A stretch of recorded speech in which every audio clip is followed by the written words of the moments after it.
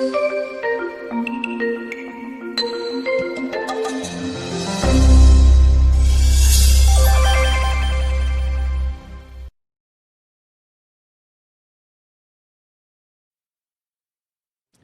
to enjoy every day.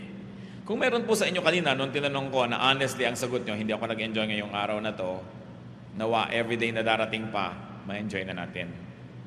How can we enjoy every day? Do not measure today with yesterday. Isa yan sa mga pahirap ng tao para hindi siya magkaroon ng magandang araw, kino-compare niya sa mga nakaraan. Do not measure today with yesterday. Do not set your previous experiences as standards. No 2 days are alike. Para pong yung mga Israelites, minimithi nila na makalaya mula sa Ehipto dahil sila yung mga alipin doon. At nung pinalaya ng Panginoong Diyos at patungo sa Promised Land, nagreklamo dahil kinumpare nila yung kinakain nila sa disyerto sa kinakain nila dati sa Egypt. Numbers 11:18, if only we had meat to eat, we were better off in Egypt. Dahil ang lagi nilang ginagawa, kino-compare nila yung kinakain nila ngayon sa kinakain nila dati, yung karanasan nila ngayon sa kinakain at karanasan nila noon, hindi na nila nakita na bulag na sila sa mga pagpapala na nandito naman ngayon pero wala noon. At madalas po ganyan ang tao.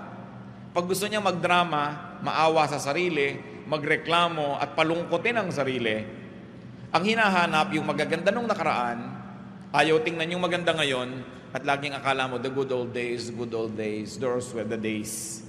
Parang akala mo laging maganda yung nakaraan. So be open for new things.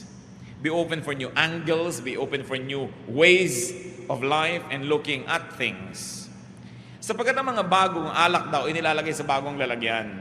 So ang mga bagong kasiyahan, dapat may ibang packaging. Ang ibang mga bagong bagay, hindi darating sa mga lumang anyo. Kahit sa espiritu, bago ang espiritu mo, bago dapat ang templo ng espiritu, pati ang puso. Luke 5:37, and no one pours new wine into old wineskins. If he does, the new wine will burst the skins, and the wine will run out, and the wineskins will be ruined. No, new wine must be poured into new wineskins. And if you might stretch the application of this reality in our daily life, new experiences must be perceived from new perspectives. New beautiful things must be seen through new frames. Hindi dapat lagi tayong alipin ng nakaraan. Hindi dapat lagi yung kino-compare, buti pa nung daddy, ganitong ugali mo, ngayon ganito ka na. Buti pa nung maliit ka pa yung anak ko, lagi niya akong niyayakap, ngayon malaki na siya, hindi na niya ako niyayakap. Pero nalimutan mo na hindi mo na rin siya pinapaliguan, hindi mo na siya inaalagaan ng sobra. Parang lagi nalang kinokonsentrate natin yung nawala na gusto natin. Hindi natin tinitingnan yung dumating na bago na dating wala doon sa gusto natin. Another way to enjoy every day is do not attempt at repeats. Yung naghahanap ng repeat, kadalasan yan, nabibigo. Yung mga anniversary, this is an attempt at repeat. Gusto mo yung nangyari last anniversary, mangyari uli ngayon. Yung nangyari nung huling pista, mangyari rin sa pistang ito. Yung nangyari nung huling birthday mo, mangyari rin sa birthday na ito. Nakakahon ang isip ng tao. Hindi niya tuloy nakikita yung mga bago na dapat niyang ikatuwa. Lamentations 3:23, they are new every morning. Great is your faithfulness. So, ang pinag-uusapan yung faithfulness ng Diyos. Maliban na lang na hindi totoo ang Biblia, therefore the faithfulness of God is new every morning. And because it is new, it must be welcomed. It must be received with celebration. Each new experience is new. Walang repeat. Napakahirap po sa lahat ng gusto nyo repeat. Halimbawa, nanalo tayo sa dance contest last year. Kailangan manalo rin tayo ngayon. Repeat. Yung basketball team natin, nanalo nung isang liga, dapat manalo rin ngayon. Repeat. Ganito ang itsura mo nung last party, so ginagaya mo na, lagi repeat. Meron nga po ako isang babaeng nabati noon sa church. Ang tagal-tagal na. Yung buhok niya parang napakalakas yata ng hangin na nagpunta sa isang tabi. One-sided yata ang tawag doon. Sabi ko, sister, ang ganda ng buhok mo. Alam niyo po, 6 na buwan, hindi niya pinalitan, nakaganon lagi yung buhok niya. So, pero hindi ko na pwedeng ulitin yung puri ko, no? Na araw-araw, ang ganda ng buhok mo, nakikita ko dahil hindi na bago. When people try to always be what was, you actually ruin your chances at being happier. Kaya sabi ng Panginoon sa Luke 5:36, He told them this parable, no one tears a patch with a new garment and sews it on an old one. If he does, he will have torn the new garment, and the patch for the new one will not match the old. Siyempre, mayroong ibang original spiritual context yan. Yung spirituality talagang pinag-uusapan. Pero ang sinasabi lang ng Panginoon, hindi magka-match yung dati at yung ngayon. Huwag niyong piliting pag-matchin yan. Ang tao nagbabago. Yung pinakasalan nyo 10 years ago, ibang tao na yun ngayon. Alam nga naman na ang dami na niyang naranasang ginawa't init, gutom at pagkabusog, natutunan, ang dami na niyang kabiguan at mga tagumpay. The same pa rin siya as 10 years ago. That's impossible. Alam niyo, ang mga tao who fall out of love, yung mga tao na hindi nakaka-cope sa nagiging ugali, nangyayari sa kanyang asawa, yun na naghihiwalay eh. Kasi, mabuti pa nung nililigawan mo ako, no? Lagi kang may dalang bulaklak, no? Sasabihin naman siguro nung asawa mo, hindi lang masabi sa'yo, wala ka pa kasing varicose veins nun. Ang hinahanap mo lang yung dati ako, ikaw yung dati ka, nasa na? Diba? Laging nung araw, no? Itsura mo nga ngayon, tsaka nung araw, compare mo, so, nagbago ka rin. Nagbabago ang lahat. Yung hindi tumatanggap ng mga pagbabago, yun ang hindi nagkakatagalan. Ipinapako mo siya sa ganon. Ipinapako mo sa ganon. So, bago-bago yan. A new attitude, a new heart, a new vision will definitely see new blessings. Pag bawat araw dumating, wala kayong nakitang blessing, kasalanan nyo yon. Di nyo tiningnan. Kasi ang sabi, they are new every morning. Meron. You want to have an enjoyable day, always look for the good. You will succeed looking for the good. But let me tell you, if you look for the bad, you will also succeed. Because in everybody, there's the good and the bad. In every situation, there's the good and the bad. There's always the pro and the con. There's always the advantage and the disadvantage. It depends on where you look. So do not always look for the bad. Do not always look for something or someone to complain about. Naranasan ko na po na magbakasyon minsan sa Europa. Sumakay ako sa isang malaking barko, mula Sweden going to Finland. Sumasakay pa lang ako, nadidinig ko na yung bunganga ng isang babaeng may edad, may kasama siyang asawa niyang, kasing edad din niya, pobreng lalaki na kinailangan magkaroon ng asawang ganito. Inireklamo na niya lahat. Yung incline noong daan patungo sa barko, yung taas ng hawakan, yung galaw ng tubig, yung lahat. Iniwasan kong makasalamuha ang mag-asawang ito doon sa barko. Lagi naman silang sumusulpot sa harapan ko. And this woman was forever calling the attention of her husband to something wrong. Do you think the man was having fun? No. And do you think the woman was having fun? No. Both of them spent so much money only to look for the bad and the ugly in Europe. In the States, this is not happening. Ba't ka pa lumayas-layas sa States? Diba? Gusto mo sabihin, wala sa States niyan. No? Dapat tinitingnan mo kung ano yung meron, yun na-enjoyin mo. Look for the good. James 5:9, don't grumble. Huwag puro rin tampo, galit, arte. Kasi sayang ang oras. Namamasyal kayo ng mahal mo sa buhay sa isang mall, nagtatampo ka ng 2 oras, nung 3rd hour, uuwi na kayo, sayang yung 2 hours. Babalik pa ba yung 2 hours na yon? Hindi na. Yung magtampo ng 1 week, 1 month, sayang ang panahon. Alam niyo mga tampurista na lagi kasi naman gusto lang yan mapansin, masuyo. Humanap kayo ng ibang paraan para kayo sumaya. Kasi hindi naman lahat ng tao natutuwang manuyo. At paano kung hindi kayo nasuyo? Napakahirap niyan. Minsan inaaway mo yung asawa mo, away ka ng away. Sa sobrang kaaaway mo, ikaw na ngayon yung masama. Ang ending, ikaw ang nagsosorry. Para ka rin nagtago na walang naghanap sa'yo, lalabas ka rin naman dahil ang hirap-hirap magtago nang walang naghahanap. Diba? At napakahirap niyang nagtatampong walang nanunuyo. So learn. Kung kayo po ay married, ang asawa niyo hindi pala suyo, ibig sabihin, palitan niyo ang gimmick niyo. Humanap kayo ng ibang trip sa buhay dahil maiinis lang kayo lalo. And you will spoil many days, many weeks, many months in your life which could have been invested in happiness. If you want to be happy, be ready for surprises. Be ready for variations. Meron pa akong kilalang babae, sinurprise ng asawa niya. Ano sila? Yung nagsisika pa lang, nagsisimulang mag-asawa. Umuupa pa lang ng bahay, wala pang kagamit-gamit. Alam niyo po ba na itong pobreng lalaki ay sinikap na mag-uwi ng refrigerator na malaki habang namamalengke yung asawa dahil wala silang ref. Sinikap niyang i-timing lahat yon para maging surprise. Yung talagang surprise. Kasapakat pa niya pati tricycle driver para huwag iuwi agad ang asawa niya at gumawa ng delay kung sakaling hindi pa tapos ang delivery. Nakita niyo na yung pagsisikap ng lalaki. Pagdating ng bahay, tadan! Alam niyo sabi ng babae, bibili ka lang pala ng rep, di ka nagtanong, ayoko ng kulay na yan. Kung kayo yung lalaki, anong gagawin niyo? Either i-freeze niyo siya o ihahataw niyo sa kanya yung buong ref.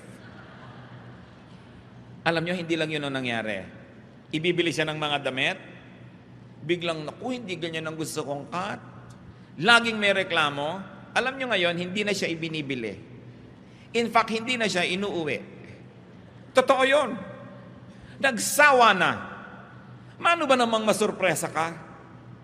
Hindi kasi yun ang iyong inaasahan. You know, do not spoil something unexpected. Hindi yun ang inaasahan mo, hindi na yun ang dapat mong ipagbunyi.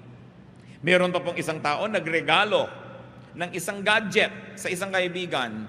Ine-expect niya talagang surprise, matutuwa. Ang nabasa sa mukha nung binuksan ng regalo, disappointment. Kasi iba ang ine-expect niya. Huwag kayong expect ng expect. But expect to be surprised. Then you'll be happier. Pag lagi ang inaasahan nyo, may script ang buhay, may specification ang darating na regalo, may script ang sasabihin ng mahal nyo sa buhay, mabibigo kayo lagi. Kung minsan may nag-aaway, hindi naman balak talaga mag-aaway. May sinasabi ka lang para mapasabi mo lang siya ng gusto mong marinig. Hindi yun ang narinig mo. Nagalit ka na ng totoo, nag-away-away na kayo. Don't always box in yourself. And don't put everything in a box. Be ready to be surprised. Habang nag-uusap po tayong ganito mga kapatid, isip-isipin nyo na mga sarili nyo, gaano karaming beses na ang nagmamahal sa inyo, nalanta, nawala ng gana, nabigo, dahil hindi nyo in-appreciate yung surprise niya. We should be willing to be surprised. The weather is not the same every day. We should be willing to accept variants. Mga iba, pagkakaiba-iba ng mga bagay, configurations are never the same. Sabi nga sa 1 Corinthians 15, 39 to 41, all flesh is not the same. Men have one kind of flesh, animals another, birds another, and fish another. There are also heavenly bodies, and there are earthly bodies, but the splendor of the heavenly bodies is one kind, and the splendor of the earthly bodies is another. The sun is one kind of splendor, the moon another, and the stars another. And stars differ from stars in splendor. So yung mga tao, hindi kino-compare yan. Huwag mong hahanapin kay Juan ang na kay Pedro, but enjoy ko ano yung na kay Juan, enjoy ko ano yung na kay Pedro. Hindi yung lagi mong pinagko-compare. Ganon din po ang mga araw. Each day is new. Each day is different. Each day is unique. It is impossible that there will be 2 days that are the same. Una, iba yung date, hindi na yun babalik. Iba yung posisyon ng araw, iba yung temperature, iba yung moisture, hindi yan pare-pareho. Kung lagi mo hahanapin yung gusto mo lang na klima, maraming mga araw, hindi ka mag-enjoy. So kung ano yung nandun, tanggapin. Make the most out of it. How else can you enjoy every day as worshipful activity, ha? Hindi yung nyo makasarili, narcissistic activity, but an activity that glorifies God. Because it is God who is the giver of every day. The only way to thank God is to enjoy that day.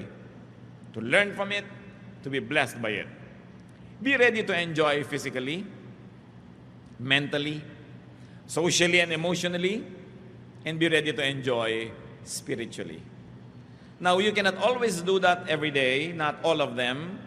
So, nag-iisip ka, may sakit ako ngayon, Mabigat ang pakiramdam ko, magrereklamo ba ako sa Diyos? O mag-e-enjoy naman ako spiritually?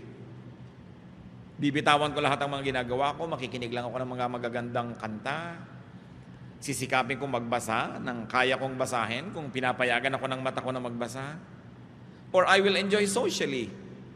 I will just be in the house and enjoy my housemates because I cannot go out to work. O may mga araw naman na very physical kayo, ganadong-ganado kayo, enjoy it. Hindi naman yung doon ka ngayon pipilit gumawa ng iba. Kasi araw-araw ang ating pong chemistry iba eh. Iba-iba ang sitwasyon. So tinitingnan mo, what is this day for? Ecclesiastes 5:19. Moreover, when God gives any man wealth and possessions, and enables him to enjoy them, to accept his lot and be happy in his work, this is a gift of God.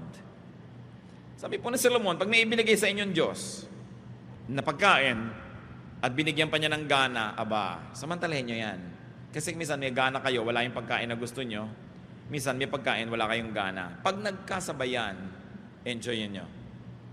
Ano man ang nandyan, kailangan yan na huwag papalampasin. Ngayon, mga tao ganyan din po mga kapatid. There are people that you can enjoy physically. Nakakapaglaro kayo, nakakapag-tennis kayo, you do things physically with them. Good.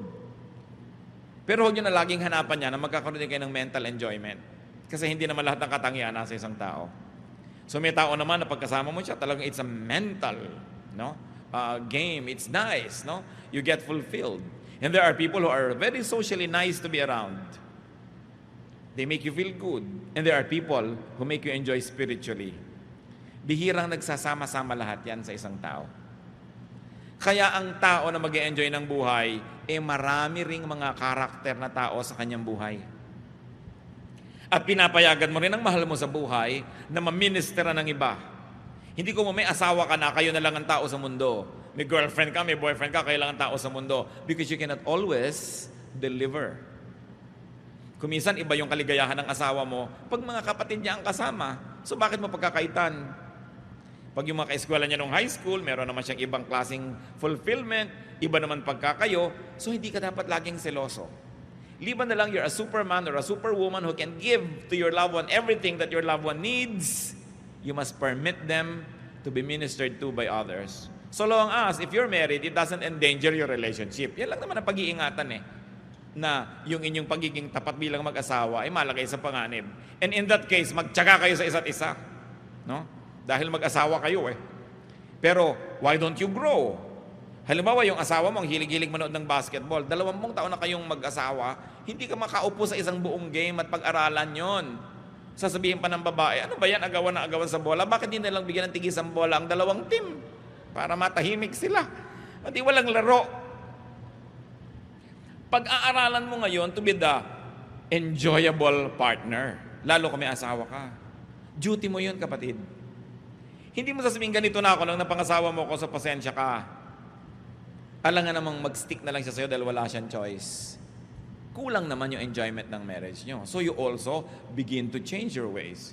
You also do not set yourself in stone or you do not set yourself in wet cement and quick dry cement kasi kailangan nagbabago ka rin. Kasi pag nag-e-enjoy ang asawa mo, nag-e-enjoy ka rin.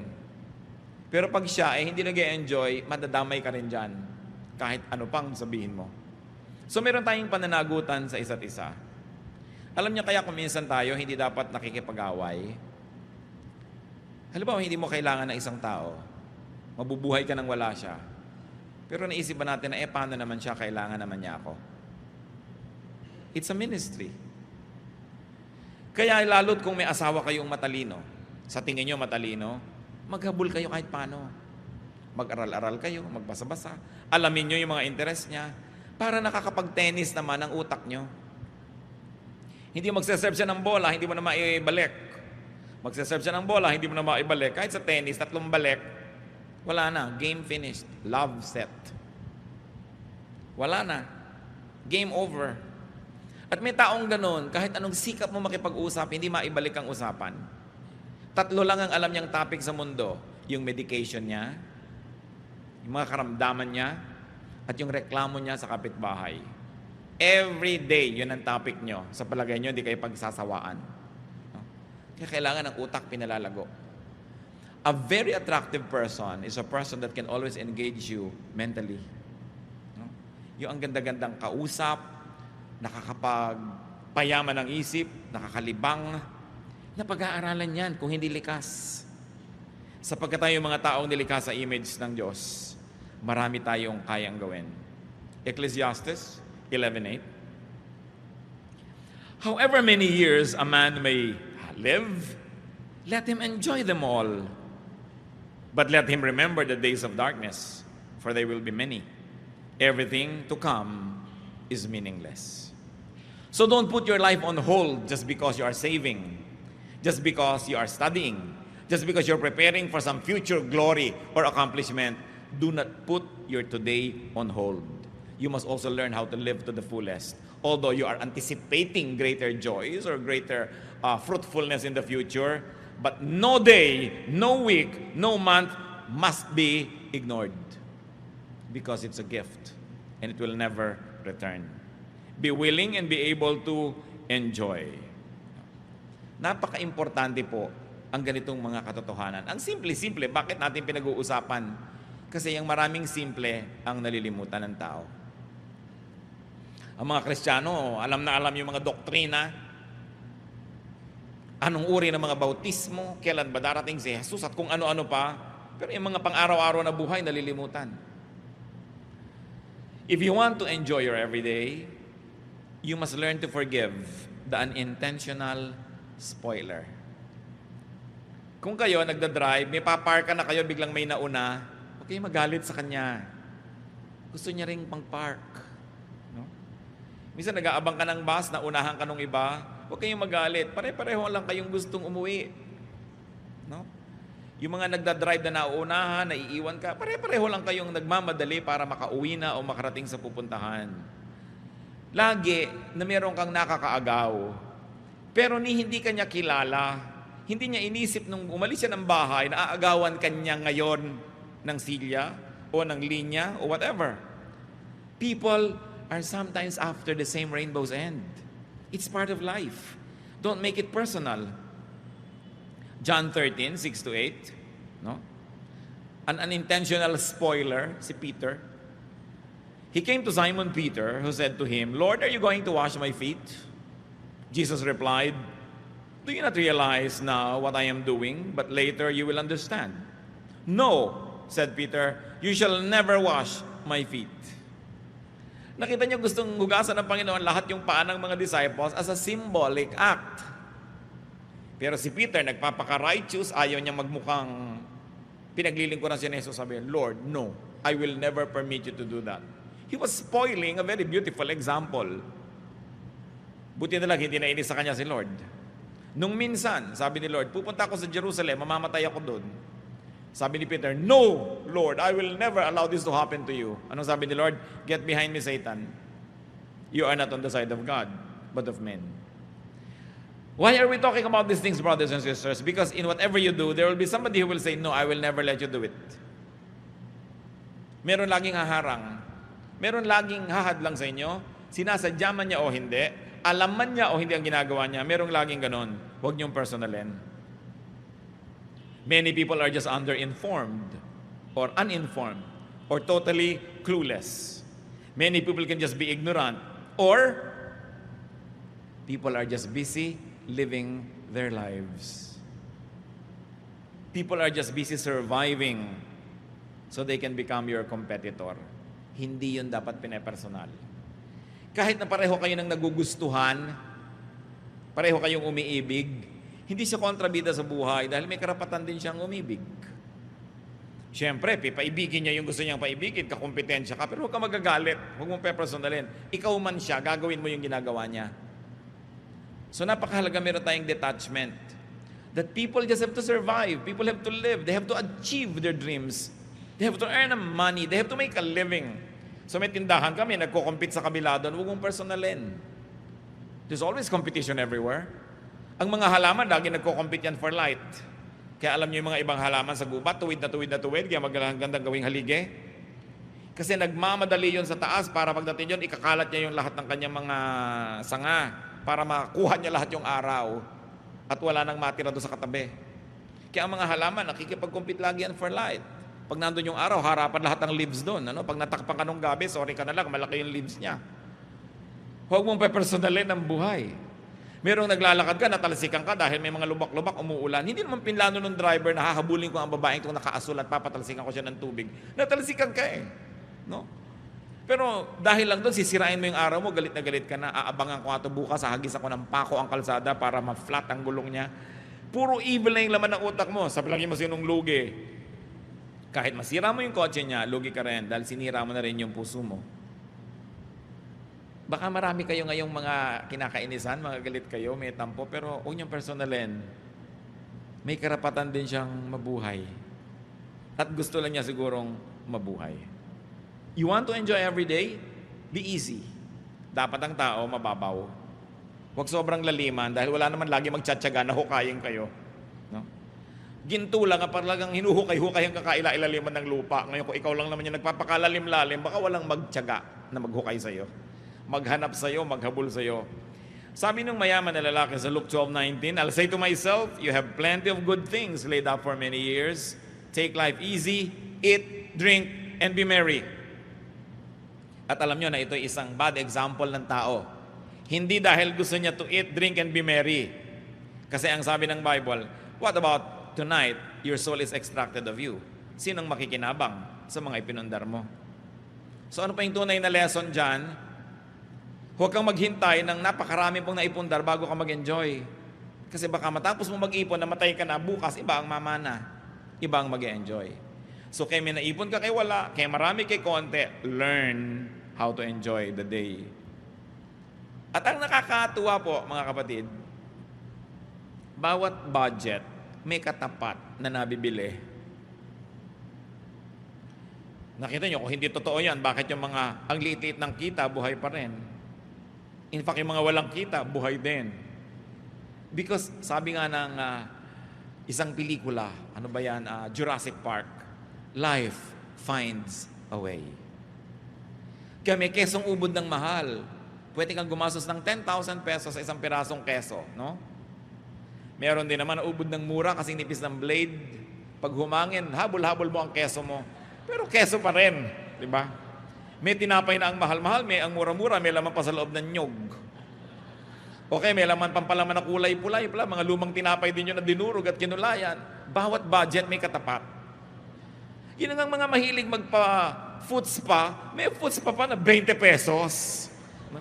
Hindi ko na lang alam kung sa kaning baboy ibinababad yung paa mo, pero foot spa rin.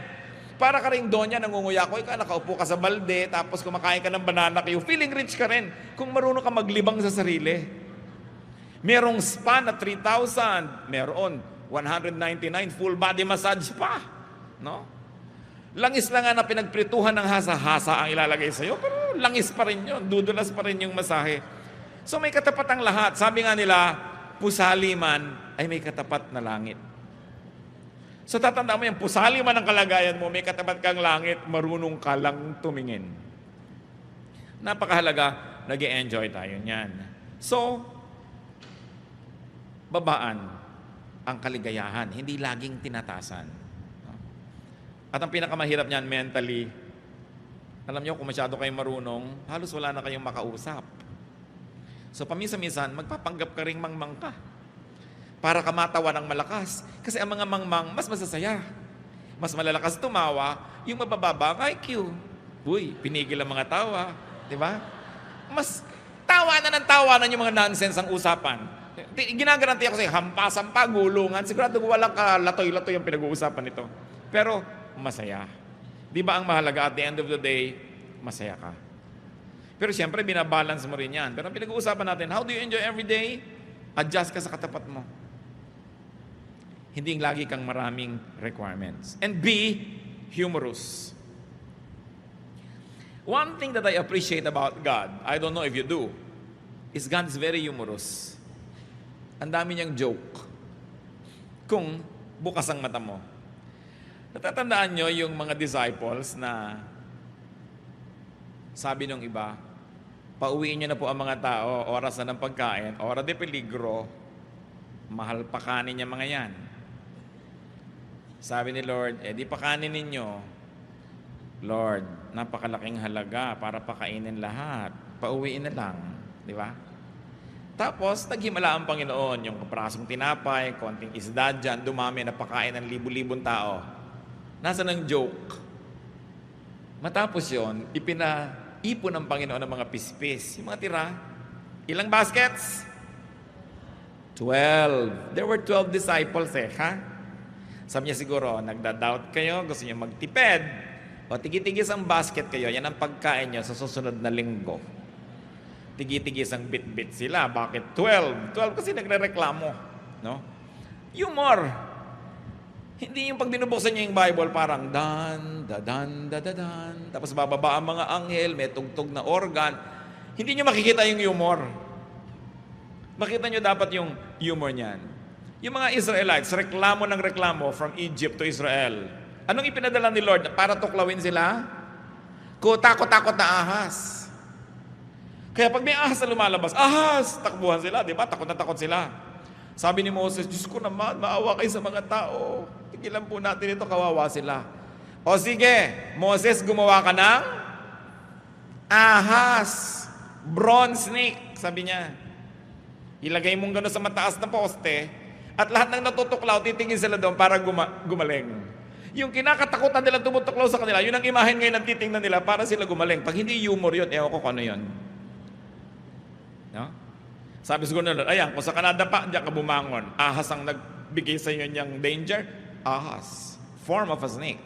Kaya ang logo po ng medicine, yung ahas di ba? Na nakakapit doon sa poste. Yun. Kasi nagpapagaling daw yung ahas. Subukan nyo. No? Kaya napaka-humorous Pero mo, ahas, kinakatakutan ng tao. Yung pa yung image ng pagpapagaling. Pag hindi nyo tinignan ng gano'n ng Biblia, hindi kayo mag-enjoy. No? Ang daming ginagawa ng Panginoon na talagang kamangha-mangha. Itinaboy sila doon sa gilid ng dagat, nasukulungan sila ng kaaway, dagat na lang nandun, malay ba nilang bubuka pala yun. No? Humor. God is so humorous, so God's people should be humorous. Psalm 126, 2-3. Our mouths were filled with laughter, our tongues with our songs of joy.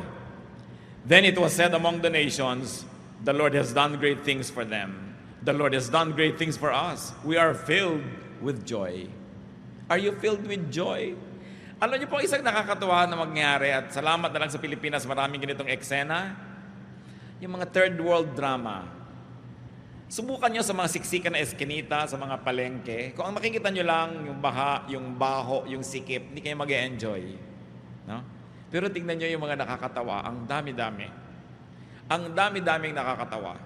Yung mga tao na ang ginagawa nilang mga kapote nila, yung mga plastic, nakakatawa di ba? Yung galing naman ng mga Pilipino na mamaya pag wala ng balutan ng kanilang mga tinda, yun na ang paglalagyan.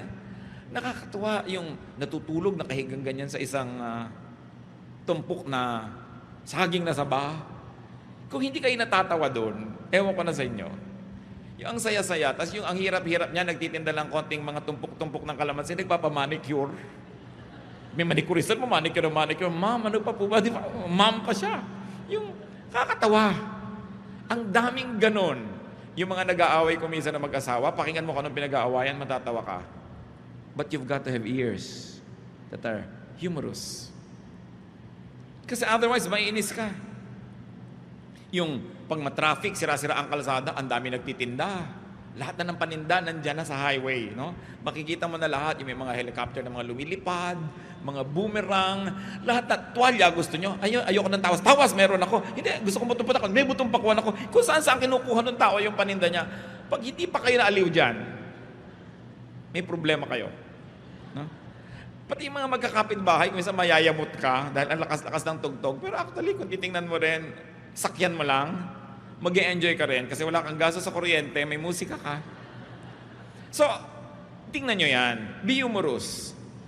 In fact, humor every day. Humor every situation. Pag hindi nangyari yung gusto nyo mangyari, hanapin nyo kung anong nakakatawa. Nakapila kayo ang haba-haba, naranasan ko na to noon. Well, I have friends who are very, very helpful. Kung ano man ang kailangan ko sa gobyerno, passport, anything, NBI clearance, ide-deliver sa akin yon. Pero kung minsan ginagawa ko yon talaga, pumipila ko doon kasi gusto ko maranasan ng nararanasan ng lahat ng tao. Nakapila kami sa NBI na ganyan, ang tagal-tagal ng pila. Ang init-init, sari-sari. Alam nyo, mamaya, meron doon sa pila, isang babae at isang lalaki, nagdadrama na sila, kunwari ligawan. At binubuyo-buyo naman ng mga tao, nagkakantsaw-kantsawan sila, may nagpari-parian, ikinakasal sila, doon sa pila. Hindi ko lang alam kung itinuloy nila pagkatapos. Pero nakaka-imbento lagi ang Pilipino ng kasiyahan, kahit ano pa ang kalagayan. Nakita nyo, nagkuku, may mga nagtitinda ng lobo, di ba? May mga kumakanta, only in this country. So when you say only in the Philippines, say it positively. Kasi we know how to celebrate life. Kahit kakonti-konti ng pera, kahit hirap na hirap, nakakagawa ng paraan para sumaya ang tao. At yan ang mahalaga natin lagi ma-appreciate. And as I have said kanina, you want to be happy, don't get too personal. Huwag niyo sabihin, pinagkakaisahan ako ng buong mundo. You and me against the world. Hindi kayo ganun kaimportante para pagkakasayahan ng buong mundo, naguluhin kayo. Yung ang buong mundo, nagkaisa, nagsapakat para pahirapan kayo, hindi kayo ganun kahalaga para pansinin kayo ng buong mundo. So don't exaggerate. Huwag yung idrama na ang buong mundo, kinakawawa ako, pati ang Diyos, tinalikuran ako. You know, nakakapagod tumalikod kahit hindi ka tatalikuran ng Diyos. Sabihin, kinalimutan ako ng Diyos. Paano yun? Paano niya gagawin yun? Alam niya ang lahat. Ang hirap-hirap namang makalimutan ka niya. Sobrang effort ng Diyos para ka makalimutan. Dahil ang natural, maalala ka niya. So, yung sasabihin, nakakalimutan ako ng Diyos. Pinagtatakloban ako ng langit at lupa. At sa lagay, idadamay ang lahat para ka lang maipit. Pagtatakloban ka ng langit at lupa. Yung ganyan mga madramang salita, nakaka-influensya ng attitude natin. Huwag niyong personalin, no? Dahil talagang panapanahon lang ang buhay at totoo yung swerte-swerte lang yan. Huwag kayong laging nagagalit sa nangyayari sa inyo na parang ipinlano ng lahat ng langit na ganun yun. Ecclesiastes 9:11, I have seen something else under the sun. The race is not to the swift or the battle to the strong, nor does food come to the wise or wealth to the brilliant or favor to the learned, but time and chance happen to them all. Maraming Christian allergic nyo sa salitang swerte, no? Alam nyo ang bagong magandang balita, Tagalog version. Alam nyo pananagalog diyang, but time and chance happen to them all? Sabi, talaga lang may dinarat na ng malas. Kung gusto nyo makita sa Biblia, nandun.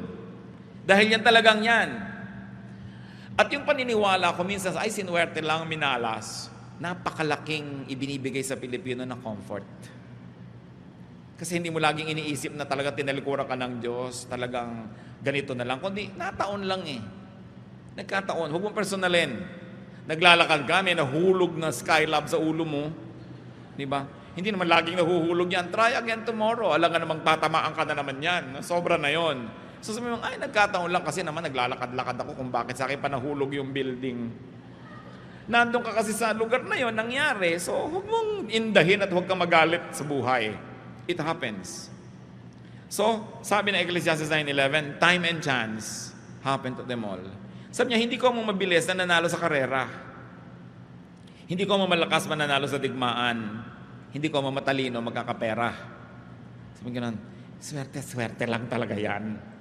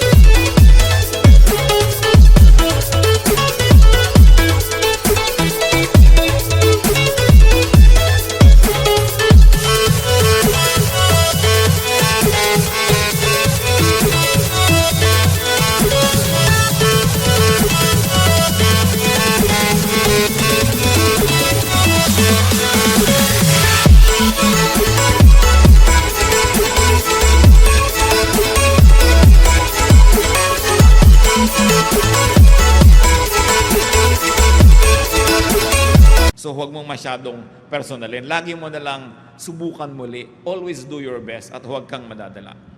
We can go on and on, mga kapatid. Pero bakit ko sineshare sa inyong ganitong mga bagay? Dahil ang buhay, maraming problema, maraming bigat, maraming pagluluksa, may mga time na may sakit, may namamatay. Doon na lang kayo talaga malungkot sa dapat ikalungkot. Pero yung mga pwede namang baligtarin nyo at pasayahin nyo. Ireserba nyo na lang yung luha nyo sa talagang dapat iluha. At sinabi sa Biblia, marami naman yung araw na yon, di kayo mauubusan sa isang lifetime. So please, huwag nyo nang palungkotin ang hindi naman talaga malungkot. Mag-a-outing kayo, nainis lang kayo nung umaga dahil nakalimutan yung karne at yung uling lang ang dala sa barbecue. Eh di kainin nyo ang uling. O mag-charcoal painting kayo. O mag-fasting kayo. Pero huwag niyong sabihin, sira na ang araw ko, sinisira nyo dahil lang sa kapraso. Ina-exaggerate nyo. No? When there are rats in the ship, you kill the rats. Don't sink the ship. So sa relasyon nyo sa inyong asawa, mayroong mga konting problema, huwag niyong palakihin para lang magka-excuse kayo na iwan na siya. Lutasin nyo. Mayroon kayong mga konting problema, huwag niyong palakihin para lang kayong magalit sa buhay. Maliit lang yun. Paliitin nyo palalo at isipin nyo kung ano yung maganda. At the end of the day, it is not what happens in the day that makes it good or bad. It is your attitude. It is your attitude. The same heat that melts the wax hardens the clay. Maglagay kayo ng kandila sa isang oven, tunaw. Maglagay kayo ng palayok na basapat, ginagawa pa lang, titigas. Tumigas yung isa, natunaw yung isa. The same heat. So every day, depending on what you want to be, you have to decide if you're going to be wax or if you're going to be clay. Because the same heat will be there. It's your attitude. Ang nagpapasaya sa tao ay hindi ang nangyayari o ang hindi nangyayari. Kung paano niya ito tinatanggap. At kung paano niya ipinapamuhay.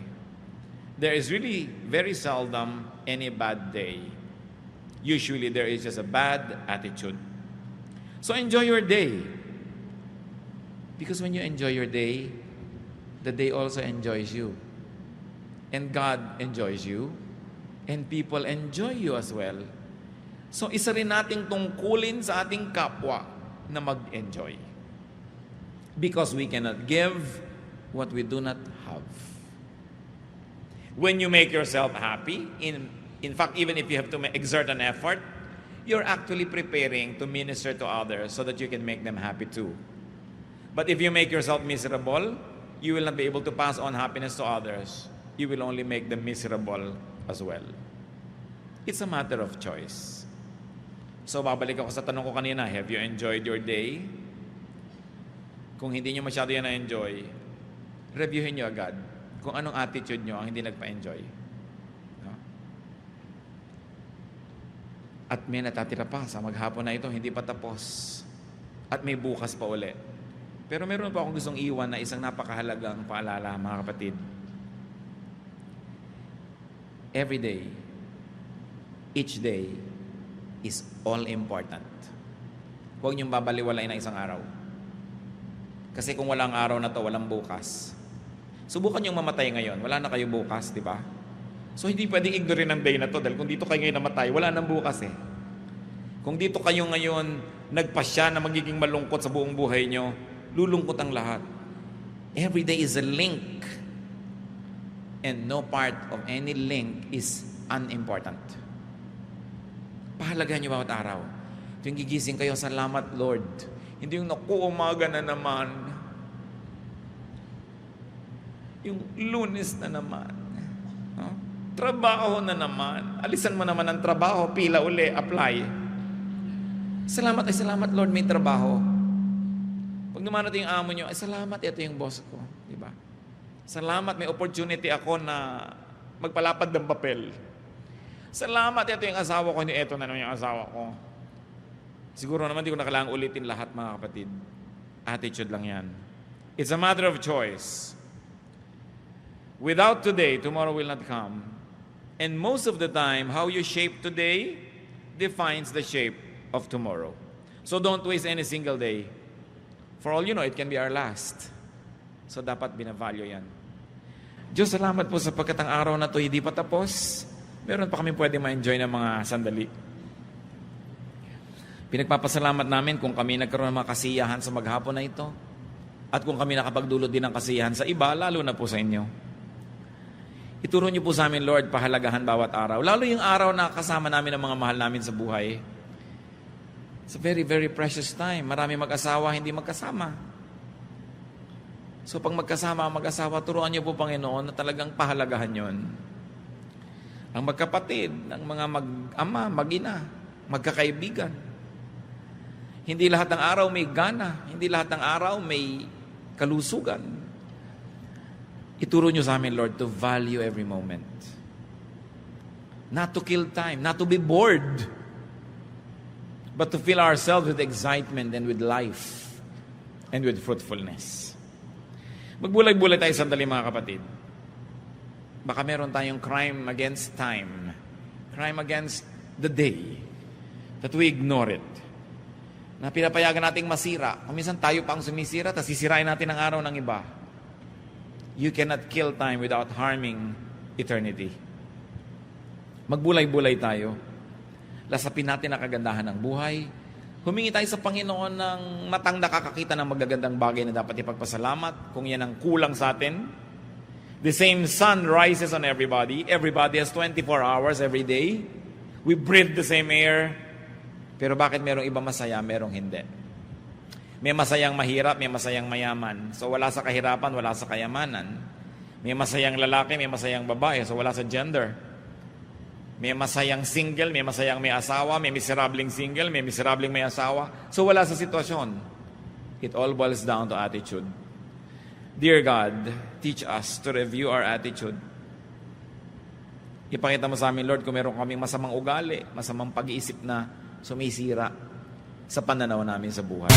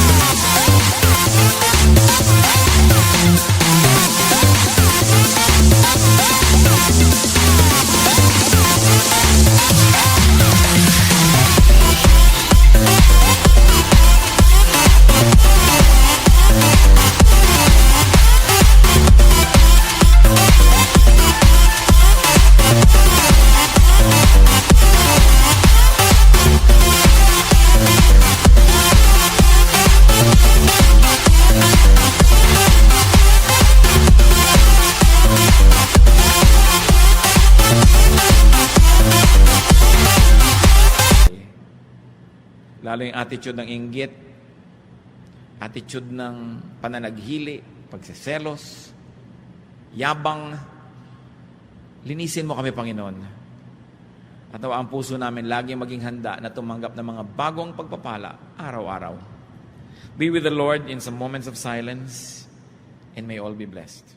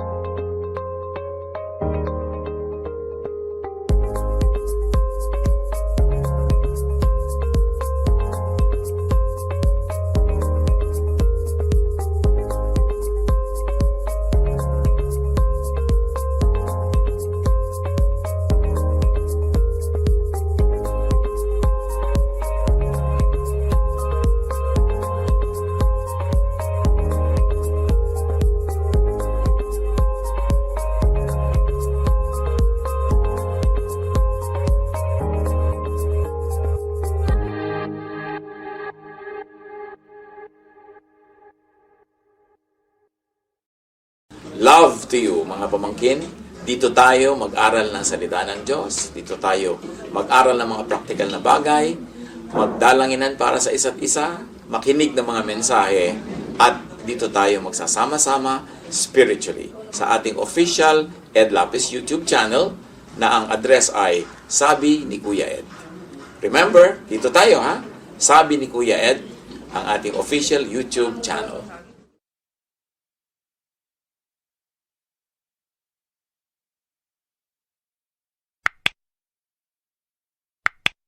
Do not forget to subscribe. Click the subscribe button and ring the bell for notification. Like, comment, and share our official YouTube channel. Visit Ed Lopi's website for daily devotion, audio podcast, latest video message, send your prayer request, subscribe to mailing list and more. Visit edlopis.com.ph.